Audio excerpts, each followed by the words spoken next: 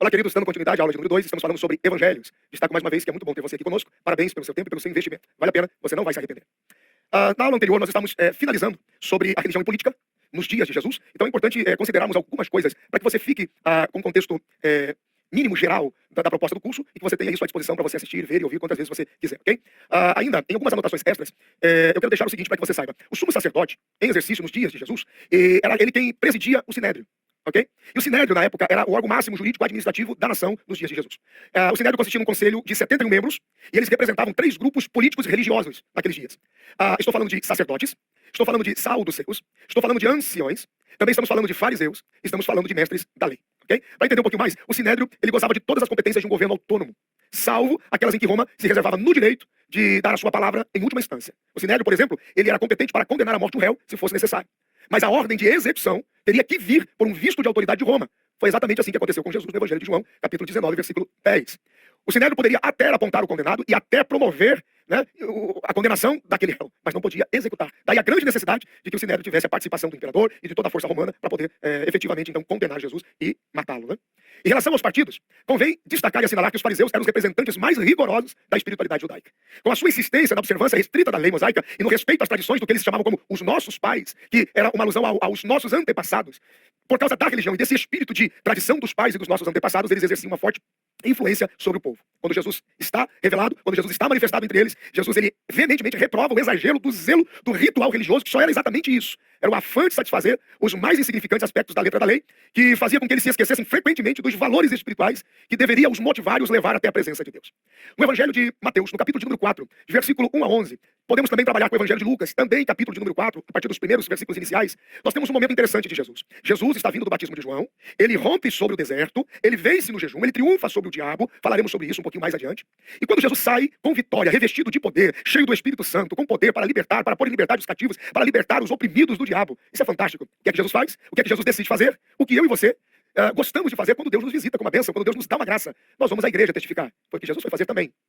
Quando Jesus chega na sinagoga de Nazaré, ele traz uma palavra. Ele diz, o Espírito do Senhor está sobre mim, ele me ungiu para pregar boas novas, para pôr em liberdade, para libertar os oprimidos, o Espírito do Senhor está sobre mim.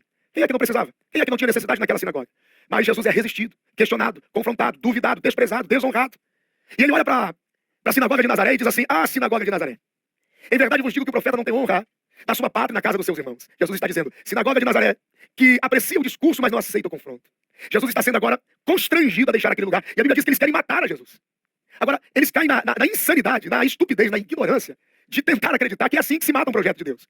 Não se mata um projeto de Deus assim da noite para o dia. Projetos humanos, a vaidade do homem, isso se mata, isso pode se frustrar, mas um projeto de Deus não se mata assim, não é simplesmente vamos precipitá-lo. Jesus então se ausenta do meio deles, eles não conseguem perceber a saída de Jesus, porque nós estamos aprendendo com Jesus que se nós estamos em um ambiente e nós estamos sendo hostilizados por causa da verdade, nós precisamos deixar este ambiente antes que o propósito se comprometa.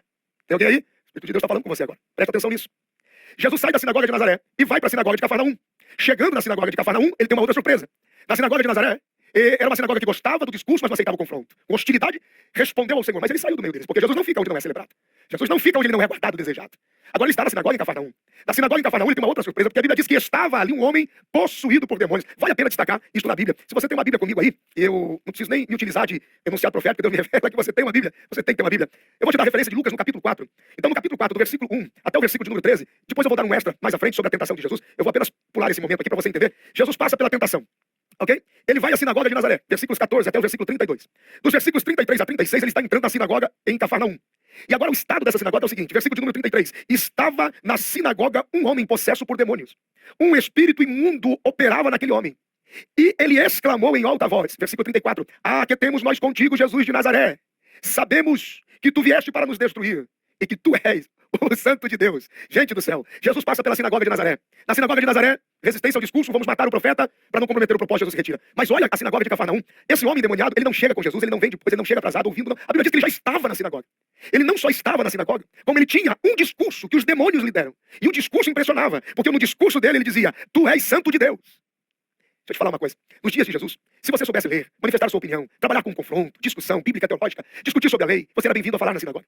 Esse homem estava lá endemoniado. A sinagoga de Cafarnaum era um lugar onde as pessoas permaneciam cheias de demônios e pregavam. Não me assusto se esse homem aqui não pregou alguma vez no púlpito da sinagoga em Cafarnaum, dizendo Santo de Deus, possuído por demônios. Isso é muito sério. Jesus agora ele se cansa desse ambiente da sinagoga, ele se cansa desse ambiente religioso que confronta, que condena, que persegue, e que permite que demônios estejam agindo ali. Você tem a impressão, você já teve essa impressão de estar olhando para o altar, olhando para o púlpito, ouvir da boca de alguém santo de Deus, mas perceber que são demônios que falam isso? Jesus ele se cansa desse ambiente, e é nesse instante que no versículo 37 ele sai dali e ele vai à casa de Simão, tem um encontro com a sogra dele. Então ele passa pelos ambientes da sinagoga, dos vitrais e da decoração, da tradição, da religião de Nazaré, de Cafarnaum, mas ele tem a opção de escolher uma singela casa, uma pequena casa, a casa de Simão, de madeira, de barro, perdão, simples, com uma porta pequena. Quem desejasse ostentar alguma coisa naqueles dias, era uma coisa curiosa, eles aumentavam o tamanho da porta. Ali Jesus atende uma mulher, que não foi o genro quem a apresentou, mas alguém que no texto, não se sabe quem diz, olha, esta mulher está doente, ela tem febre, faz alguma coisa por ela. Isso aqui é a voz do Espírito Santo que clama, porque no lugar em que aquela mulher é restituída, aquele lugar se transforma em uma porta do céu, e uma multidão de gente vem àquela porta. É impressionante a forma com que o Senhor manifesta esse valor, manifesta essa graça, manifesta esse poder. Jesus se manifesta como um sacerdote diferente. Ele se manifesta como um sacerdote e um sumo sacerdote revelador do grande e poderoso propósito de Deus para toda a humanidade. Eu glorifico ao Senhor por isso. Isso é simplesmente fantástico, simplesmente impressionante, não é? Talvez você me pergunte, pastor, termina a sogra? Então vou te dar esse extra, tá bom? Vou te dar esse extra. Quando Jesus passa e alguém chega a Jesus e diz, tem uma mulher doente, ela está com febre. Era muito comum a malária, as regiões pantanosas do Jordão, a influenza, mosquitos, febre tifoide. Sabemos que a febre é quando o corpo dá sinal que um processo infeccioso está se desenvolvendo, então é necessário um tratamento. E muitas vezes nós temos pessoas que recebem esse tratamento, são deixados de escanteio, de canto, de lado, são ignoradas. E alguém diz assim, não se importa, porque essa pessoa não tem compromisso, ou ela é incapaz, ou ela é bipolar, ou ela é doente, ela é depressiva. E o Espírito Santo sabe que você é capaz, que você tem condições, que você foi brilhante na sua juventude, que você foi incrível na sua adolescência, que você tem mãos poderosas para servir. O Espírito Santo grita a Jesus dizendo, levanta essa mulher, porque o que o Senhor não encontrou na sinagoga de Nazaré, pelo Espírito da religião e da tradição, pela presença de demônios na sinagoga de Cafarnaum, o Senhor vai encontrar na vida de uma mulher que o Senhor pode restaurar. É interessante, no lugar em que o Senhor te levanta, te restaura, te coloca de pé, tira a febre, naquele lugar é o seu serviço. E ali será o centro de Deus para a manifestação do milagre. Prepare-se que uma multidão de pessoas irá bater na sua porta. Você acredita nisso? Eu acredito nisso. Fantástico. Continuando. Os saduceus representavam, de certo modo, a aristocracia, não é difícil, né? A aristocracia, os ricos, né? Nos dias e no tempo de Israel. Esse partido mais reduzido numericamente que os fariseus era formado em grande parte pelas poderosas famílias dos sumos sacerdotes. Havia uma política, uma conveniência religiosa, não é? Na sua doutrina, em contraste com o que ensinavam os fariseus, já os saduceus mantinham o fato de não haver ressurreição, nem anjo, nem espírito, nem nada. Agora, tradicionalmente, se tem considerado que os zelotes constituíam um grupo judaico-nacionalista que se rebelou contra Roma e queriam revolução armada a qualquer custo. Eram conhecidos também como os cananitas. Lembra da mulher cananeia? Lembra quando ela clama, rogando pela filha que estava endemoniada? Nós vamos passar por ali e você vai entender o que aconteceu com ela. Também os cananitas. Com a identificação do Novo Testamento em Simão, um dos 12 de Jesus, ele está conectado direto a esse zelote. Os zelotes desempenharam um papel muito ativo na rebelião entre os anos 66 e 70. Vale a pena considerar, porque dentro da proposta da historicidade é importante. A parte desses três grupos, ainda no dias de Jesus, haviam outros, como por exemplo os herodianos, cuja identidade não se conseguia esclarecer totalmente, mas provavelmente se tratavam de pessoas a serviço de Herodes, talvez por isso o nome, acreditam os historiadores, embora alguns achem que o nome se adapta melhor aos partidários de Herodes da sua dinastia. Ok? E por último, então, os escribas e os mestres da lei, ou os rabinos, formavam um grupo profissional e não um partido, eram os encarregados de instruir o povo na matéria da religião, especificamente, não pertenciam em geral à classe sacerdotal, mas eram muito influentes, chegaram a gozar de uma elevada consideração como intérprete das escrituras e dirigentes do povo. Pouco tempo, pouco espaço, pouco necessitou Jesus de Nazaré para realizar uma obra cujas bênçãos haveriam de alcançar todos os seres humanos de todos os tempos e de todos os lugares. O Novo Testamento dá testemunho disso. Jesus, ele é o registro, e com a mesma singeleza com que o Filho de Deus se manifestou em carne, ele também manifestou, falando de amor, amor de Deus, e trouxe até os homens a sua vontade salvadora. A Deus seja a glória para sempre. Vamos para a síntese dos 4 evangelhos. Olhando para a nossa tela, nós temos ali os 4 evangelhos: Mateus, Marcos, Lucas e João. Acompanhe pela tela comigo. Vamos lá. Os evangelhos de Mateus, Marcos e Lucas são conhecidos como evangelhos sinóticos, devido a conterem uma grande quantidade de história panorâmica comum, que possuem a mesma sequência e, algumas vezes, utilizando exatamente a mesma estrutura e utilizando até as mesmas palavras. Vale a pena destacar que, quando você estiver lendo Mateus, Marcos, Lucas e João, sempre que você identificar uma passagem que ela está sendo considerada de forma semelhante, comum, sequencial e muitas vezes quase que exata, então o que Mateus escreveu, se Marcos escreveu também, você precisa considerar e ler. Lucas escreveu, vai lá e lê a versão de Lucas também. Está lendo um texto isolado de um milagre, uma parábola, um momento de Jesus que Mateus escreve? Pesquisa se Marcos e Lucas escrevem também. E aí você lê as 3 e você vai ter o que nós chamamos de uma visão panorâmica. Ok? Dimensionada panoramicamente, então você vai entender uma palavra que um evangelista disse, o outro não disse, um ponto de vista que um considerou, o outro não considerou, por que foi dito, por que não foi dito, por que foi feito, então você consegue encaixar, você consegue trazer essa conexão. Por exemplo, quando eu citei para você o capítulo 4 da tentação de Jesus, Jesus na sinagoga de Nazaré, Jesus na sinagoga em Cafarnaum, a cura de Pedro, nós temos uma expressão, por exemplo, no versículo de número 39, do capítulo 4 do evangelho de Lucas, a Bíblia diz assim: inclinando-se para ela, repreendeu a febre e esta a deixou. E a Bíblia diz que imediatamente, olha, veja a expressão de Lucas, ok? Imediatamente ela se levantou e os servia. Agora, a versão de Marcos, que também escreve a respeito, diz o seguinte, versículo de número 31. Então aproximou-se, tomou-a pela mão. Veja que Marcos não usa a expressão inclinou, mas Lucas está dizendo inclinou. Então fica coerente e semelhante, harmônico, você dizer, não está errado. Inclinando-se Jesus para ela, tomou-a pela mão e a levantou. Perceba que no meio do versículo 31 há um ponto. Esse ponto me permite, exegeticamente, identificar o seguinte, que primeiro ele se inclina, olhando para ela, estende a mão, levanta ela. No versículo 39 de Lucas, capítulo 4, diz que imediatamente a febre saiu. No versículo 30 de Marcos 1, não diz que saiu imediatamente. Tem um ponto, que significa que um tempo passou.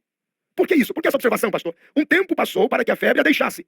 Vamos ver a expressão de Mateus. Mateus capítulo 8, para a gente fechar o entendimento, para você entender como funciona a harmonia do evangelho. Mateus capítulo 8, versículo 14. No versículo 14, versículo 15, a Bíblia diz, tocou-lhe na mão. Lucas diz, inclinou. Mateus diz, tocou-lhe. Marcos diz, pegou pela mão e ordenou que ficasse de pé. Mateus diz, tocou a mão, a febre a deixou. Em Marcos, potencialmente, Mateus e Lucas é um reflexo que gravita em torno da proposta de Marcos, sendo que Lucas recebe uma atenção diferenciada como um repórter investigativo, pois que quando chegarmos em Lucas daremos mais detalhes. Então você está tendo uma visão panorâmica. Ele chegou, se aproximou, tocou, pegou pela mão, levantou. Por alguns instantes, a febre a deixa. Imediatamente, deixando a febre, começou a servir. Percebe a harmonia? Significa que, por vezes, nós estamos expostos a lutas, a provações, a momentos difíceis da nossa vida. Às vezes, o Senhor se inclina e só vê. E você diz, Senhor, olhar é pouco, o Senhor tem que fazer alguma coisa por mim. Calma, Ele já está se inclinando. Em algum momento, Ele vai tocar. Vai haver um momento em que Ele vai segurar a sua mão. Vai haver um momento em que Ele vai te levantar. Vai chegar um momento em que a febre vai sair. Só que você não pode se esquecer que depois que Jesus se inclinar, tocar em sua mão, segurar, te pôr de pé, tirar a febre, comece a servir. Comece a servir. Deixa eu te falar uma coisa. Só porque a febre não saiu totalmente, e você ainda sente sintomas de que o corpo está doente, não é motivo para você parar. Enquanto Ele vai te curando, vai servindo. Enquanto a sua família ainda não está totalmente transformada, vai abençoando a família dos outros. Enquanto os teus filhos não estão todos salvos, vai pregando para os filhos dos outros. Enquanto as tuas finanças não estão totalmente recuperadas, vai abençoando a família, as finanças, a vida dos outros. Porque enquanto você serve, o Senhor vai te curando, o Senhor vai te restaurando. Ele já se inclinou, Ele já está te tocando, segurando pela mão, Ele já está te levantando, está mudando o seu estado, está mudando a sua postura, está tirando a enfermidade. Não é maravilhoso falar só sobre os evangelhos? Simplesmente maravilhoso, não é? Vamos seguir lá, gente. Nós estamos na síntese dos 4 evangelhos. Você entendeu agora comigo que Mateus, Marcos e Lucas são sinópticos porque eles são sinóticos, dependendo da sua escrita, da sua versão, você vai encontrar um T antes do T, sinópticos ou sinóticos, sou do mesmo jeito, ok? São semelhantes, eles estão dentro de um contexto, de uma sequência, de um fator cronológico semelhante, tá bom? Por vezes são quase que exatos nas declarações. Eu tenho uma Bíblia que eu gosto muito de usar, inclusive estou com ela aqui, recomendo, que é a Bíblia Thompson, mas existem outras também. Geralmente ela nos ajuda na epígrafe do início de cada momento importante de um texto bíblico. Ela faz logo no início a consideração, no caso dos evangelhos, de qual evangelista menciona o mesmo assunto e aonde está sendo mencionado. Fica aí uma dica e uma sugestão para vocês. Vamos continuar mais um pouquinho? Vamos lá. Introdução ao Evangelho de Mateus. Tá? Como abreviatura, M de Maria, T de Tadeu, MT. Mateus, autor Mateus. O livro provavelmente foi escrito por volta dos anos 50 a 75 depois de Cristo. Veja só a variação. Quando eu digo que a Bíblia é a memória de Deus, isso é algo fantástico. Você consegue imaginar como que uma mente humana iria preservar informações por 50 a 75 anos? Informações vivas, que pudessem ter o poder de, no primeiro contato com o ser humano, com o indivíduo pobre, miserável, pecador, manifestar nele o poder de salvação? Não, isso não podia ser ideia de homem. Isso não podia ser uma manifestação de mente humana. A palavra de Deus é a mente de Deus. É por isso que mesmo depois de 50, 60 ou 75 anos depois, os registros a respeito dos dias de Jesus tornam-se tão vivos como se tivesse sido escrito pela manhã. A palavra de Deus tem um poder sobrenatural de renovação e a Ele seja a glória para sempre. Vamos lá? Com relação ao autor. Embora este evangelho não identifique seu autor, a antiga tradição da igreja atribui a autoria do livro a Mateus, o apóstolo e antigo cobrador de impostos. Pouco se sabe sobre Mateus. Além, no máximo que a gente tem acesso é do nome e da ocupação dele. A tradição diz que nos 15 anos após a ressurreição de Jesus, ele tornou-se um pregador influente na Palestina e ele então conduziu campanhas missionárias através de muitas nações, proclamando a salvação e proclamando as boas novas através da mensagem, da obra e da vida do Senhor Jesus. Anote aí, Mateus escreve para os judeus. Mateus ele mostra Jesus como Messias prometido desde a antiguidade. Essa é a manifestação do evangelho. Já o evangelista Marcos, ele escreve para os romanos e mostra Jesus como um homem poderoso, um homem de atitude, de ação e posicionamento. Lucas, ele escreve para os gentios, ele escreve para gregos. Ele mostra Jesus como um homem perfeito, imaculado, ideal, um homem com propósito. O evangelho de João, ele escreveu para a igreja e com foco único e exclusivo de prevenir a igreja, de trazer antídoto ao coração da igreja contra as heresias. João mostra Jesus como Deus, que se fez homem. Os sinópticos contêm uma mensagem evangelística para os homens não espirituais. Guardem isso. Mateus, Marcos e Lucas, os evangelhos sinópticos, eles são escritos para homens não espirituais. Por isso você tem a sensação que o intelecto é confrontado. A mensagem do intelecto é de embate o tempo todo. Já o evangelista João, ele traz uma mensagem espiritual para a igreja, no seu caráter cristão, na manifestação do verbo de Deus. E a ele seja a glória para sempre. Você pode acompanhar aí pela sua tela comigo. O evangelho de Marcos, que tem como abreviatura as letras MC. O autor Marcos, cerca de 65 a 70 anos depois de Cristo. Eu estou dando um resumo geral de cada especificação, ou a especificação de cada livro, e depois eu vou trabalhar com mais detalhes sobre a abrangência de cada um deles, ok? Vamos lá. Mesmo que o evangelho de Marcos seja anônimo, a antiga tradição é unânime em dizer que o autor foi João Marcos, seguidor próximo de Pedro, primeira epístola de Pedro, capítulo 5, versículo 13, e companheiro de Paulo e Barnabé em sua primeira viagem missionária. O mais antigo testemunho da autoria de Marcos tem origem em Papias, bispo da igreja em Hierápolis, cerca de 135 a 140 depois de Cristo. testemunho que é preservado na história eclesiástica de Eusébio. Papias descreve Marcos como intérprete de Pedro, embora a igreja antiga tenha tomado cuidado em manter a autoria apostólica direta dos evangelhos. Os pais da igreja atribuíram coerentemente esse evangelho a Marcos, que não era necessariamente um apóstolo. Vamos avançar um pouquinho mais. O evangelho de Lucas, abreviatura LC, autor Lucas, cerca de 59 a 75 mais ou menos depois de Cristo. Tanto o estilo quanto a linguagem oferecem evidências convincentes de que a mesma pessoa escreveu Lucas e Atos dos Apóstolos. O primeiro tratado, Atos dos Apóstolos 1 e 1, é então provavelmente uma referência ao terceiro evangelho como o primeiro de uma série de 2 volumes. E o fato de o escritor dedicar ambos os livros a Teófilo também demonstra solidamente uma autoria comum, visto que a tradição de igreja atribui com unanimidade essas 2 obras a Lucas, o médico, um companheiro próximo de Paulo, e com as evidências internas sustentam esse ponto de vista, não há motivos para contestar a autoria de Lucas. Deixe-me colocar alguma coisa aqui interessante. E a história diz o seguinte, que quando Paulo ele está sofrendo muito com feridas, açoites e maus tratos por sua pregação, sendo acolhido na casa de Priscila e Áquila, Lucas era um médico recém-chegado da faculdade de medicina e tornou-se um auxiliador do apóstolo. Lucas, sabendo que o apóstolo passava por grandes necessidades, maus tratos, feridas, machucaduras, ele é convidado para tratar as feridas do apóstolo Paulo. Tratando as feridas do apóstolo, Paulo ministra sobre ele a mensagem do evangelho e Lucas se converte aceitando a Jesus. Por vezes, Paulo, com poucas condições financeiras, ele se empenhava através da navegação, barcos, navios, para transpor territórios e territórios a fim de pregar o evangelho, sem tendo condições de pagar, ele levava Lucas. E os préstimos de Lucas como médico eram trocados pela despesa do navio. Vocês nos levam até a outra margem, se alguém ficar doente, meu amigo Lucas cuida de vocês. Com o passar do tempo, Lucas se torna uma espécie de jornalista investigativo. Paulo está preso na fortaleza de Antônio. E durante mais ou menos 1 ano e meio a 2 anos, 2 anos e meio, Paulo se empenha na pesquisa e na investigação sobre as ações de Jesus. Ele escreve isso em alguns tratados, uma cópia enviada para Teófilo e outra cópia enviada para Paulo. E nos últimos anos da sua pesquisa, dedicação e empenho, ele e o apóstolo Paulo escrevem juntos o livro de Atos dos Apóstolos, até aproximadamente capítulo 20 e 22. Então há uma aliança bem interessante aí. E Lucas não andou com Jesus, não viu Jesus, não esteve próximo a Jesus, mas para escrever com tamanha propriedade, com tamanho poder de convencimento e graça, como ele escreveu, é porque realmente o evangelho teve nele um efeito poderoso, o Espírito Santo fluir através dele. Então a história de Lucas é uma história bem interessante assim. Vamos lá? Evangelho de João, abreviatura JO, apóstolo João, cerca de 85 depois de Cristo, possivelmente, é um dos mais antigos. O evangelho segundo João não pode ser contado entre os sinópticos porque João quis mostrar Jesus de um outro ângulo. Ele fala de Deus, Criador do mundo, que se fez carne e habitou entre nós. Fala dos milagres e dos ensinos de Jesus, mas para provar que Jesus é Deus em todo o tempo. Me permita destacar um momento aqui no evangelho de João, que é muito especial, que chamamos de os Gênesis do Novo Testamento. Veja o evangelho de Jesus Cristo conforme escreveu João, capítulo de número 1, versículo 1. Olha isso. No princípio era o verbo, e o verbo era Deus, o verbo estava com Deus. No princípio era a palavra era Deus, a palavra estava com Deus. Lembra quando em uma das nossas aulas eu citei Gênesis capítulo 1, versículo 1, 2 e 3? No princípio criou Deus os céus e a terra era sem forma e vazia, havia trevas, havia um abismo, o Espírito pairava sobre o abismo. Olha que coisa interessante, vale a pena destacar, vale a pena nos movermos pela Bíblia. Olha só, no princípio criou Deus os céus e a terra, verso de número 1. Verso de número 2, a terra era sem forma e vazia, havia trevas sobre a face do abismo, e o Espírito de Deus pairava sobre a face das águas. O Espírito se movia. Agora é interessante que nada acontece enquanto o Espírito se move. Ele só se move. Agora, as coisas começam a acontecer no versículo 3, quando Deus diz, quando o verbo aparece, quando a palavra surge. E disse Deus, haja luz, e houve luz. Então, as coisas só mudaram quando Deus falou. Então, nós temos 2 lições poderosas aqui. Primeiro, não importa o quanto você se mova. Eu também gosto da alegria, eu também gosto do movimento pentecostal, espiritual, de alegria. Mas não importa o quanto nós estamos em movimento. Nós não vamos para lugar nenhum se não estivermos debaixo de uma palavra, porque tudo só aconteceu quando Deus disse, haja luz. E em segundo lugar, o versículo de número 3 é interessante, porque a Bíblia diz, haja luz. Significa que até Deus entendeu que é melhor trabalhar com a luz acesa. Quando ele diz, haja luz, ele está dizendo, eu tenho significado, isso faz sentido, eu sei como me importar, eu sei para onde ir, eu consigo perceber como eu vou me organizar. Gente, até Deus entendeu que antes de começar qualquer coisa importante é acender a luz. A família precisa de luz, o casamento precisa de luz, a igreja precisa de luz, o ministério precisa de luz. Eu estou falando de significado, estou falando de importância. Você tem que acender a luz na sua vida para que as pessoas olhem para você e entendam o que você está fazendo. Guarda isso. Temos agora o Gênesis do Novo Testamento, que curiosamente, assim como no Gênesis capítulo 1, a palavra começou e haja luz, Deus falando, Deus dizendo e haja luz, nós temos agora também uma manifestação interessante e curiosa no Evangelho de João, que nós chamamos de o Gênesis do Evangelho. E começa também com a manifestação do verbo. Novamente a palavra retorna. É como se Deus desse um brado dizendo, não quero mais sangue derramado, não quero mais ninguém morrendo, não quero mais ninguém pela espada. Jesus contesta isso o tempo todo. Como que vai ser então, Senhor? De volta pela palavra. Haja luz, era o verbo. Agora veja que coisa interessante. Lembra quando Deus diz, haja luz e houve manifestação de luz? Olha isso. Versículo de número 2. Ele estava no princípio com Deus. Todas as coisas foram feitas por ele, por meio dele, e sem ele, nada do que foi feito se fez. Veja a pré-existência do verbo. Que coisa fantástica é isso. Versículo 4. Nele estava a vida, e a vida era a luz dos homens. Perceba? É o Gênesis do Novo Testamento. Versículo 5. A luz resplandece nas trevas, e as trevas não prevalecem contra ela. Houve um homem enviado de Deus, cujo nome era João. Este veio como testemunho para testificar a respeito da luz, a fim de que todos crescem por meio dele. Ele não era a luz, mas veio para testificar da luz. A luz verdadeira que ilumina a todos os homens estava vindo ao mundo.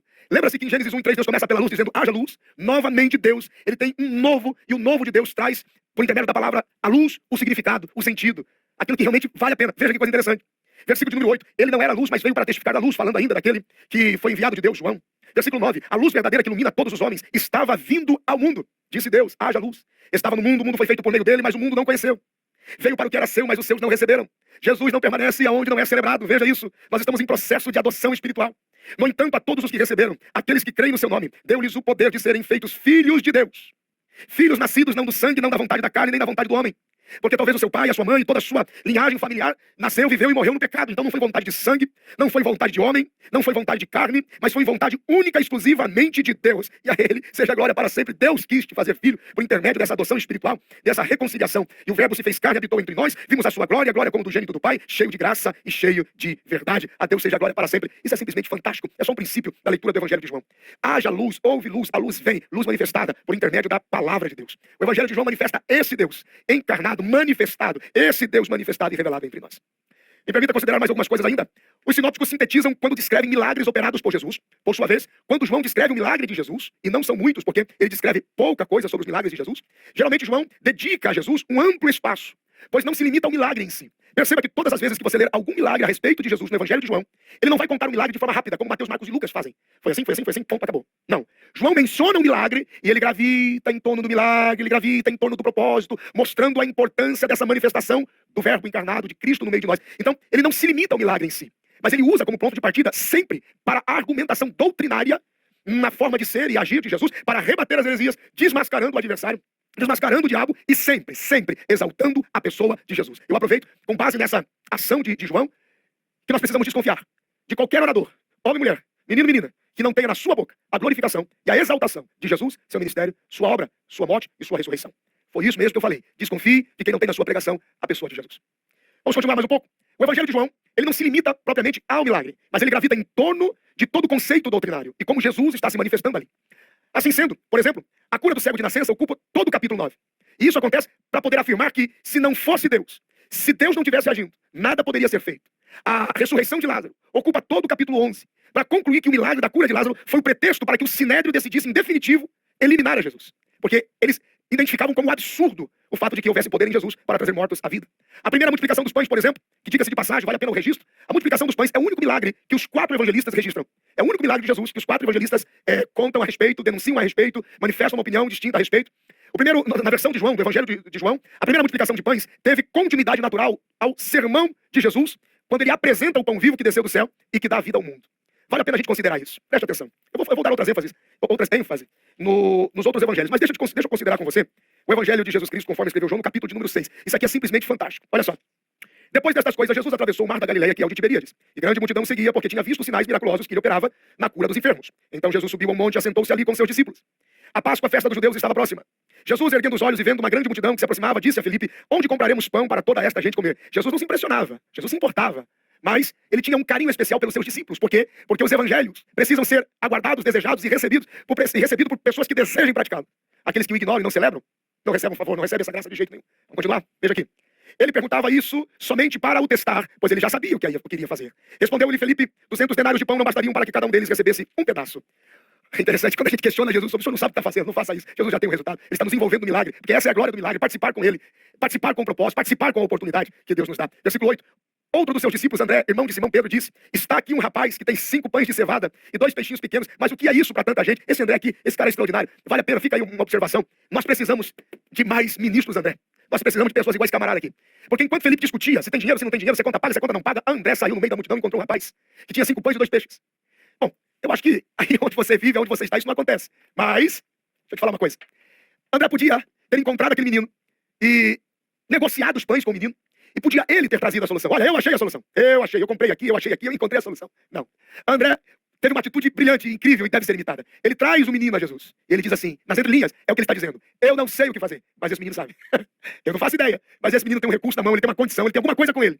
Obreiros Andrés, ministros Andrés, líderes como André, faltam no nosso meio. Porque às vezes o orgulho, a vaidade de achar que sabemos tudo, nos deixa cego diante da necessidade. É preciso ter a postura de André e dizer assim: eu não sei o que fazer, mas aquele menino ali prega, aquela moça canta, aquele menino ali ensina, aquele rapaz ali tem condição de fazer. Vale um aleluia, não vale? É legal, né? Vamos lá?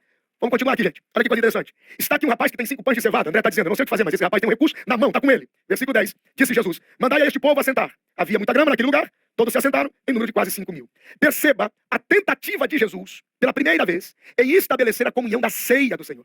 Este é o propósito. Recolher a comunhão da ceia do Senhor. Ele quer reunir, ele quer estar junto, ele quer manter todos à mesa. Há um propósito. Mas aqui nesse instante os discípulos ainda não estão prontos para entender esse processo da mesa. Um discute sobre quanto dinheiro precisa, o outro está ausente, outros não se posicionam. André menos mal acha o menino e acha o recurso. Mas o desejo, por que João demora em contar este milagre? Por que ele não encerra no versículo 15 e acabou? Mas ele insiste em continuar falando sobre Jesus sobre as águas, Jesus como pão, o pão da vida de novo, outra vez, porque aqui no capítulo 6 há um apelo de Jesus.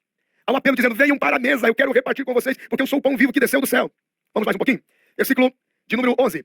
Então Jesus tomou 5 pães, deu graça, repartiu os com que estavam assentados e fez o mesmo com os peixes. Quando estavam saciados, ele disse aos discípulos, recolhei os pedaços que sobraram, para que nada se perca. Recolheram-nos, foi aqui que começou a crise de Judas, viu? Você já recolheu pedaço de pão e peixe pela rua, pela estrada, pelo pó, pela grama, pela poeira? Você consegue imaginar Judas catando espinho de peixe, pedaço de peixe comido, foi deixado para trás, pedaço de espinha. Ele queria estar por cima, não queria serviços mais que exigissem uma demonstração de servo. Ele não conseguia absorver isso. Versículo 13. Recolheram e encheram 12 cestos de pedaços dos 5 pães de cevada que sobraram aos que haviam comido. Vendo os homens o milagre que Jesus fizera, disseram, este é verdadeiramente o profeta que devia vir ao mundo. Percebe a magnitude disso?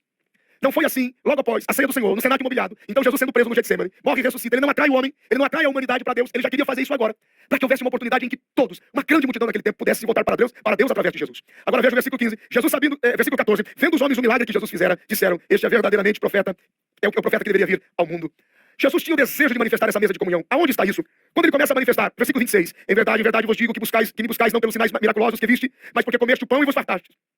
Agora veja que coisa interessante. Versículo de número 32. Em verdade vos digo, não foi Moisés quem vos deu o pão do céu, mas é o meu Pai quem dá o verdadeiro pão do céu. Pois o pão de Deus é aquele que desce do céu e dá vida ao mundo. Ele começa a dizer àquele povo, eu sou o pão vivo que desceu do céu. Eu quero vocês junto da mesa, eu quero vocês junto comigo e junto com o meu Pai. O Senhor queria trazê-los. Versículo de número 35, olha aqui. Eu sou o pão da vida, aquele que vem a mim não terá fome. Quem crê em mim jamais terá sede. Como porém eu vos disse, vós me viste, contudo não crestes. Todo aquele que meu Pai me dá virá a mim. E o que vem a mim de maneira nenhuma os lançarei fora. Pois eu desci do céu não para fazer a minha vontade, mas a vontade daquele que me enviou. E esta é a vontade daquele que me enviou, que eu não perca nenhum de todos os que ele me deu, mas eu ressuscite no último dia. Veja como o Senhor queria mantê-los todos junto da mesa, já, imediatamente. Pois a vontade do meu Pai é que todo aquele que me vê o Filho, e nele creia, e tenha vida eterna, e eu ressuscite naquele último dia. Isso aqui é simplesmente fantástico. Só que é um tumulto, eles estão completamente atomantados, eles estão com a mente atribulada. No versículo 52 diz assim, então os judeus começaram a discutir entre si, como nos pode dar este homem a sua carne de comer, e o seu sangue de beber. Jesus está dizendo verdadeiramente, a minha carne é comida, e o meu sangue é bebida. Eles estão atribulados. Jesus começa o discurso novamente, ou continua dizendo no versículo 53, em verdade vos digo que se não comerdes a carne do Filho do Homem, não bebeis do seu sangue, não tereis vida em vós mesmos. Quem come a minha carne e bebe meu sangue tem vida eterna, e eu ressuscitarei no último dia. Pois a minha carne é verdadeiramente comida, o meu sangue é verdadeiramente bebida. Quem come a minha carne e bebe meu sangue permanece em mim e eu nele. Assim como o Pai que vive me enviou, eu vivo pelo Pai, assim também quem de mim alimenta viverá por mim. Este é o pão que desceu do céu. Vossos pais comeram maná no deserto, porém morreram, mas o que comer este pão viverá para sempre. Gente, isso é simplesmente incrível. O povo está tumultuado com a pregação de Jesus. É a manifestação. Veja que não é só a multiplicação dos pães, não é só a travessia do mar que está em jogo aqui, mas tudo que João está narrando é para atrair as pessoas à mesa da comunhão, para atrair as pessoas à mesa do pão e à mesa do sangue. No versículo de número 60, nós começamos a concluir essa parte, veja, muitos de seus discípulos ouvindo isso, porque muitos estavam ali em nome de discípulos. Estou aqui para lhe representar, mas o processo de renúncia não havia acontecido na vida deles. Muitos dos seus discípulos ouvindo isso disseram, dura este discurso, quem pode ouvir? Jesus, está difícil ouvir essa palavra, pão do céu. Livramento do Senhor, mesa de comunhão, transformação, justificação, regeneração, devolução. Senhor, nós não conseguimos ouvir a mensagem do pão que desceu do céu. Nas entrelinhas, se isso é difícil, eu não vou poder nem levar o nível. Por quê, Senhor? Versículo 61, compreendendo que seus discípulos se queixavam a respeito do que ouviam, Jesus disse, isso vos escandaliza? Versículo 62, o que aconteceria então? Se visseis o Filho do Homem subir para onde primeiro ele estava? Jesus está dizendo, eu não posso levar o nível, porque se eu tratar de assuntos apocalípticos e futuros, vocês não vão entender. Então no versículo 63, aqui está a chave. O Espírito é que vivifica, a carne para nada serve. As palavras que eu vos disse são Espírito e vida. As palavras que eu vos disse são Espírito e vida. O Senhor está dizendo que não se pode entendê-lo meramente pelos valores do intelecto ou da capacidade natural, humana, teológica, científica, limitada, humana, terrena. Não dá. O Senhor está dizendo, as palavras que eu estou dizendo são Espírito e vida. E só espirituais discernem coisas espirituais. Por isso que algumas pessoas que são muito intelectuais, biblicamente falando, teologicamente falando, não conseguem entender a dimensão dessa proposta, desse evangelho, porque tem coisas que precisam ser entendidas por esse Espírito, espiritualmente. Alguns de vós, versículo 64, porém não creem, pois Jesus sabia desde o princípio quem aqui ia trair. Ele falava a respeito de Judas. Versículo 65, é por isso que eu vos disse que ninguém pode vir a mim pelo Pai, a não ser que o Pai lhe permita que venha. Ele repete isso 2 vezes aqui nesse discurso. A partir de então, muitos dos discípulos voltaram atrás e já não andavam mais com ele. A sinagoga que gosta da oratória, que gosta do discurso, mas não aceita o confronto. Eles desistem de Jesus, versículo 66, e já não andavam mais com ele. Então perguntou Jesus aos 12, vocês querem ir com estes? Porque os 12 estavam escolhidos de uma forma especial, específica. Respondeu-lhe Simão Pedro, Senhor, para quem iremos nós? Só tu tens a palavra de vida eterna. Nós cremos e conhecemos que tu és o Cristo Santo de Deus. E disse Jesus, não vos escolhi 12? Pois bem, contudo, um de vós é o diabo. Referiu-se ele a Judas, filho de Simão Iscariotes, o qual, embora fosse um dos 12, mais tarde o trairia. Percebe? Como ênfase e destaque ao Evangelho de João, você precisa sempre levar em consideração isso. O milagre que João contar A referência de milagre que João mencionar, ele não se limita ao propósito do milagre em si, mas é preciso ler todo o contexto em torno do milagre, porque existe a manifestação doutrinária da pregação, vida e obra de Jesus e o confronto de toda massa ou ideia de heresia que possa existir. A Deus seja a glória para sempre.